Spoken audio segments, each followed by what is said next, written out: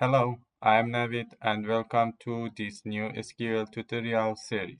In these videos, we will learn SQL, the language used to work with structured data. We will start from zero and slowly move to an intermediate level. First, I will show you how to install the software and how to import sample data. We will download a dataset and load it into SQL Server so we can follow the lesson step by step.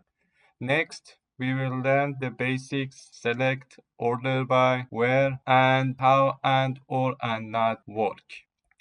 In the following video, we will learn insert into, understand what null means, and then learn how to change data using update.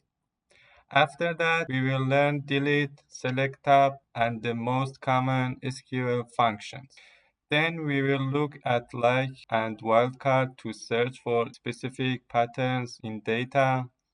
Next, we will learn subqueries to filter data in more advanced way.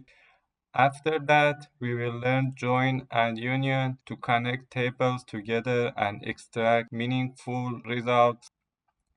And finally, we will learn group by and have it. In this series, we will use SQL Server, but the concepts are almost the same in other systems like MySQL. If you enjoyed the video, please like, subscribe, and turn on the notifications so you won't miss the next lessons. Thank you, and I hope you join me.